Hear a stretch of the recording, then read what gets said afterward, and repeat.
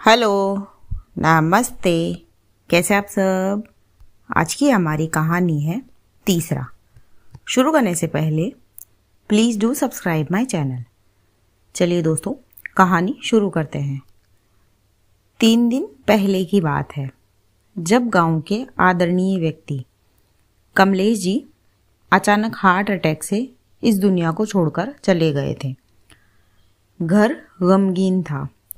उनका इकलौता बेटा गगन और उसकी पत्नी विनीता, जो दिल्ली में रहते थे, तुरंत गांव आ गए। और आज तीसरे दिन की बैठक है। गांव का घर, आंगन में खाटें बिछी हुई है। बुजुर्ग मर्द खामोश बैठे हैं। औरतें अलग अलग जगह गमगीन होकर बैठी है। कुछ रसोई में बैठक के खाने की तैयारी कर रही है। माहौल बोझिल है। तभी एक महिला धीमे स्वर में कहती है, आज तीसरा दिन है, अब बैठक की रस्में निभानी है। औरतों को जाकर नहा लेना चाहिए। फिर दूसरी महिला भी सहमति जताते हुए कहती है, हाँ, सब जल्दी चलो, देर हो जाएगी। सब औरतें उठती है और आंगन से बाहर निकलने लगती है। विनीता भी समझ न पाते हुए उनके पीछे पीछे चल देती है। दरअसल गांव में तीसरे के दिन का एक रिवाज था, जिसमें घर की औरतों को बाहर जाकर स्नान करना होता था। पर यह रिवाज कहाँ और कैसे निभाया जाता है, यह सुनकर विनीता दंग रह गई। औरतें चली जाती है और एक हैंडपंप के पास जाकर रुकती है।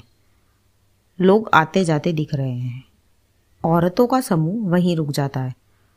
कुछ बुजुर्ग औरतें कपड़े संभालते हुए तैयार हो जाती है। तभी एक बूढ़ी महिला बोलती है, लो, यही जगह है, सब एक एक करके स्नान कर लो। ये सुनकर विनीता हैरानी से चारों ओर देखने लगती है और कहती है, यहाँ?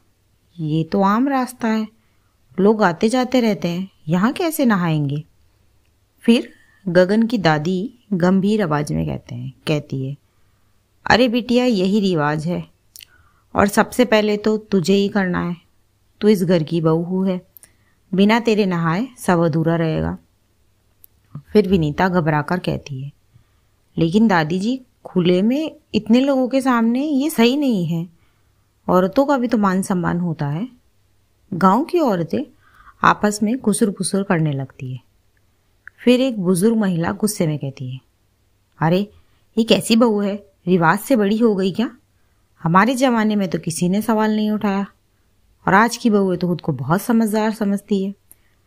फिर गगन की दादी शिकायती लहजे में विनीता की सास सुधा जी को कहती है, सुधा, जरा अपनी बहू को समझा, ये तो नहाने से मना कर रही है, कह रही है इज्जत का सवाल है। फिर सुधा देवी सीधे से स्वर में कहती है, इसमें क्या गलत है? विनीता बिल्कुल सही कह रही है। औरत का मान सम्मान सबसे पहले है। रिवाजों के नाम पर अपनी बहू बेटियों को बीच सड़क पर खड़ा करना सही नहीं है। बाकी औरतें चौंक कर सुधा जी को देखती है। फिर एक बुजुर्ग महिला हैरानी से बोलती है, अरे सुधा, तेरे ही घर में मौत हुई है और तू ही अपनी बहू का साथ दे रही है। लोग क्या कहेंगे?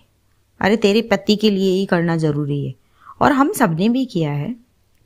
फिर सुधा देवी गहरी सांस लेकर कहती है, लोग तो हमेशा कुछ ना कुछ कहते ही है, लेकिन मेरा दिल जानता है कि मेरे पति अगर आज होते तो वो भी यही कहते।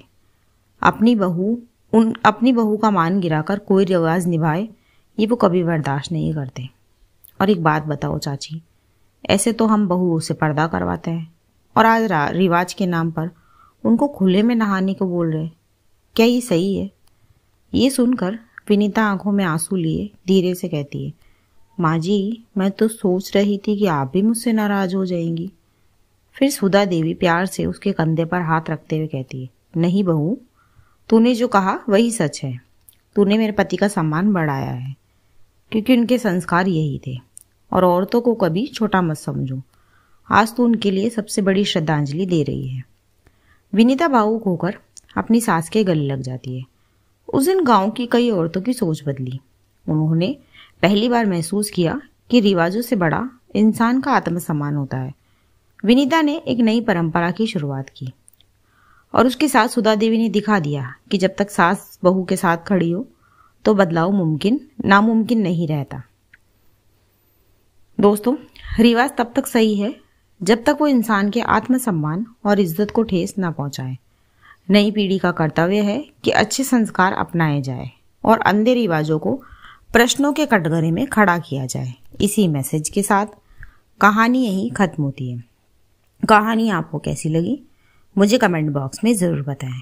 ऐसी ही और कहानियाँ सुनने के लिए मेरे चैनल KNYK हिंदी कहानियाँ को सब्सक्राइब ज़रूर करें। थैंक यू सो मच दोस्तों। Thanks for watching. Do like, share and subscribe my channel. Thank you so much.